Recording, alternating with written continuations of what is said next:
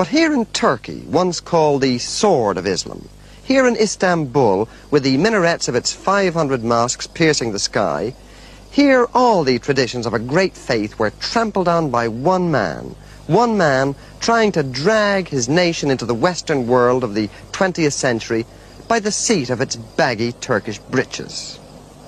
Mustafa Kemal was the man who changed all that. Kemal, who called himself Ataturk, the father of the Turks, was the soldier who led his country's revolution and proclaimed Turkey a republic after the First World War. Ataturk wanted no religious censor to strangle the great rush forward into the 1920s, no petrifying theologians to halt progress. Of all his revolutionary decrees, and there were many of them, his destruction of the caliphate was his most heretical action. It was like deposing the Pope or the Archbishop of Canterbury. But he did it. Ataturk did away with Arabic, the holy language, so that it only existed on ancient monuments. He banned all the trappings of Islam. The fez had to be replaced by the Western hat, so that its wide brim would prevent men laying their foreheads on the floor while prostrating themselves towards Mecca.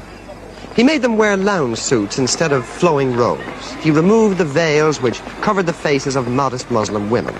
He made them have civil marriage ceremonies.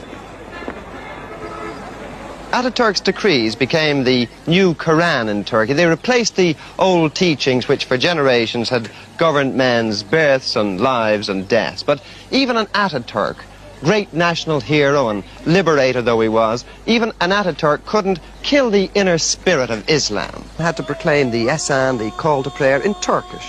Now, once again, he sings it out in Arabic, the language of the Prophet.